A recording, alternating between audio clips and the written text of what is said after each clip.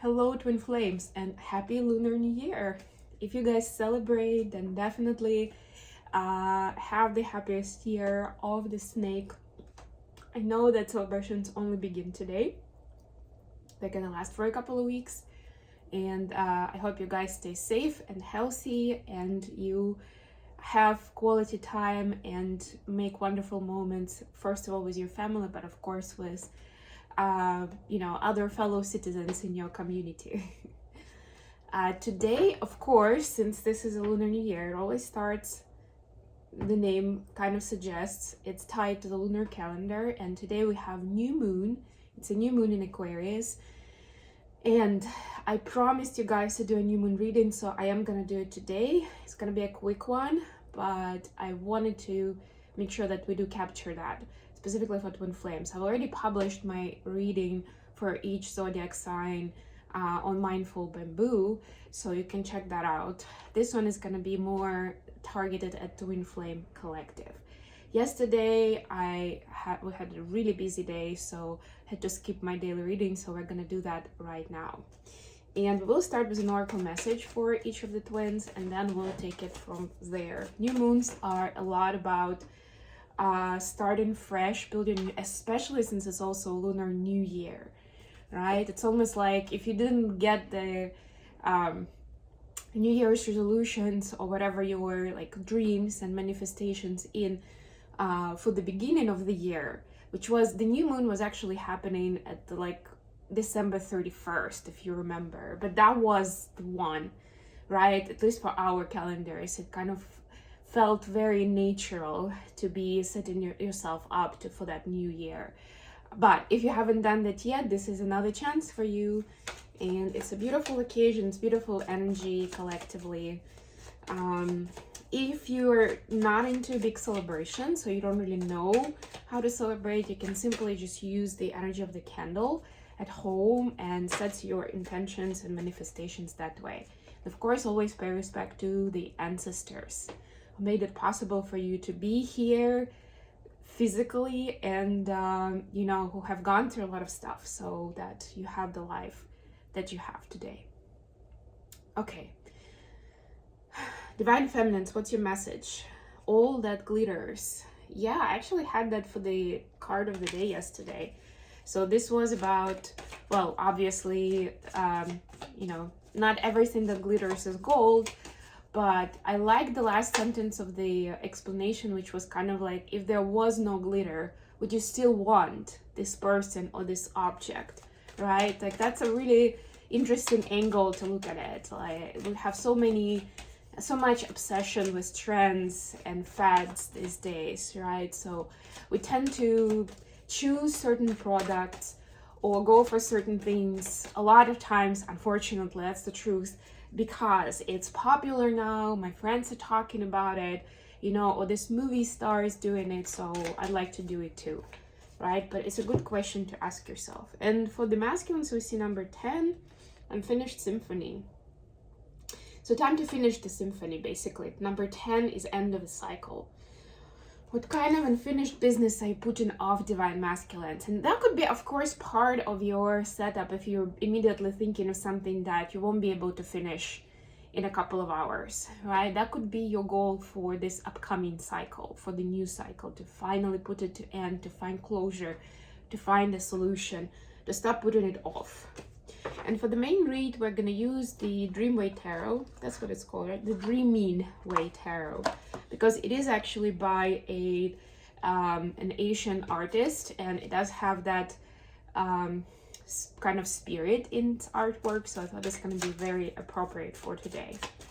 So we're going to ask 3 questions. The first one is going to be, what is this new moon and this new lunar year bringing in for the twins, right? What kind of hope, what kind of aspiration, what kind of benefits? This second part is going to be, what kind of lessons are we learning karmically in this new cycle? And then the third one is basically, what does it mean in the scope of love and twin flame connection? All right, and we'll do it for each twin. Okay, so Six of Swords, bottom of the deck. We're finding peace. We're supposed to get to the point where it's not a roller coaster day in, day out, where we can breathe, where we can find our flow and we can stay there. And if we get out of the flow, that that is more of a conscious choice, but we don't have to.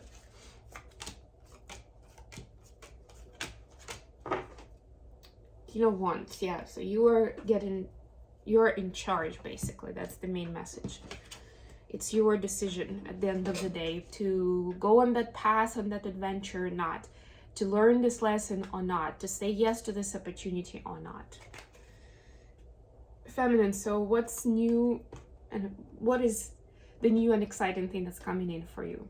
Nine of Pentacles clarified by Six of Cups. Now this is being complete and being whole emotionally and also in practical ways, right? Where you don't need somebody else to feel complete, but you still do have that strong connection to your family, to your twin flame, for example, and also to humankind at large, right? Like you feel the oneness, but you don't have codependency. Like, okay, but if that person suddenly leaves me behind or stops answering my calls, like my life is gonna be over. No, this is like having kind of like enjoying both worlds, where you are feeling one with people and you can do stuff together and you appreciate each other very much, but also you have your own niche and your space that you enjoy and where you are complete. Masculines, King of Swords clarified by Three of Cups. Masculines finding a more mature way of celebrating life and being happy, right? Where it's not like, you know, I don't know, I'm getting this image of maybe a teenager or somebody in their early 20s who goes partying and they're subjected to different substances. And again, that's like, it's like what everybody else is doing, right? Like if you want to have a really good time, you go to this club and you party all night, or you do psychedelics or whatever, you know, like there is like this image, this template of what other people are doing. And now the masculines are seeing the more mature ways of how they want to acknowledge something important, how they want to celebrate life, how they want to do this kind of like, how do I acknowledge that I made it, that, you know, I'm in a good place in life. What does it mean to me? What makes me happy, right? And it's still maybe a celebration with loved ones, but it's not gonna be self-destructive in a way, you know, where you're just like escaping the reality. Like that's not the point, because if you are in love with your reality and you want to celebrate, then you don't really want to escape. What karmic lessons are we learning in this new cycle?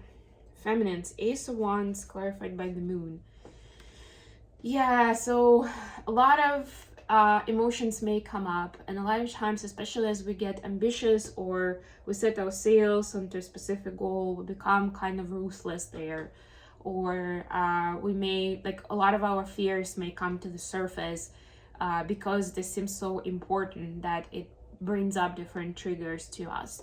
But it's almost like a test from the universe, hence the karmic path, where this is like that next level where you're supposed to see how you can actually be very determined, be very serious about your goal, but still not have it be like be all end all for you, right? Not lose your shit just because, you know, something didn't go your way, or even it's like gonna be like ups and downs. So maybe you were successful for a while and then it went down, or somebody let you down and you're like, oh my god, it's over, right? But this is gonna teach you that actually it's part of the journey, it's natural, and it's teaching you more to stay centered and balanced rather than just go off into negative or positive extremes, you know, like a pendulum. Masculines, you've got Four of Swords clarified by Five of Swords. So I do like the 4 to 5 progression, because it means that, again, there's progress, but The Five of Swords is not really the progress that you want to see usually. But again, I'm feeling, especially because the energy of these cards are so different, that it's going to be, you know, a lot of times the past is going to be very surprising. So it's a turn and it's a completely different angle that you expected or you wanted to see or you even manifested for yourself. And this is for you to, this karmic past, this lesson is going to be showing you that, you know, in those times of doubt or shock or, you know, surprising events, this is the time when you can really assert for yourself that you still want those things that you're aiming for, that you're shooting for. Or maybe it wasn't that big of a deal in the first place. Maybe it was somebody else's dream that you took on, and this time you realize that, you know, maybe I don't really want that for myself. You know, so it's a blessing in disguise, really. But it will be somewhat painful. It will be uncomfortable. What do we have when it comes to love and connection? Feminines, you have the moon. So another moon card, two moon cards. Clarified by Nine of Cups. So do you want to be a slave of your desires, or do you want to be granting yourself the desires that you have? You know, there is a very thin line there. And when it comes to love, it can also go off the rails quite easily. Even if it's seemingly like everything is going great, you're with your person and you're doing great, but we can fall into the path of codependency quite quickly. So this cycle is going to be a lot about always doing the check of your feelings and emotions and where you are and whether it's still healthy and balanced and you have your boundaries and you respect the other person's boundaries with your wishes, desires, and actions. For masculines, we have the World clarified by the Hermit. Look at this major arcana. Wow. This is pretty cool. None of these are really about relationships. That's one thing I'm going to say. So for the masculines, in terms of love and connection, this cycle is more about self-discovery, right? Who am I and what is my place in the world, quite literally. For some, it will be beneficial and opportunities will come up to travel, to see the world, see different cultures, maybe travel in a completely different capacity. Like if you're usually traveling with 5-star hotel stays, maybe this will be more like backpacking through the jungle, right? Or if you like going somewhere with your friends or family and spending a lot of time together, then this could be a solo trip or a retreat where there are people there, but you don't know any of them, right? Like it's like this new modality that will, that is supposed to take you out of your comfort zone, like big time, right? But also help you see who you are, what you stand for.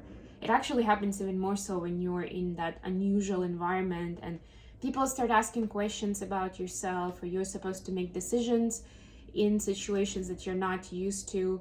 And a lot of times that's where you realize, okay, this is what I love, this is what I hate, or these are my preferences, or these are my values, and this is actually who I am, because you're speaking of yourself to people who have no idea, right? And it matters. What is that you're saying? And by the way, with this new moon being in air sign of Aquarius, it is a lot about spells, words, affirmations, prayers. So really make use of that today. I mean, not just today, of course, but this is a very powerful time when the way we speak, every conversation we have is very important, because that's that air element that we're interacting with. And it's creating the reality, quite literally, quite quickly. All right, I'm gonna leave it here. Thank you so much for joining me today, guys. I love you all, and until next time.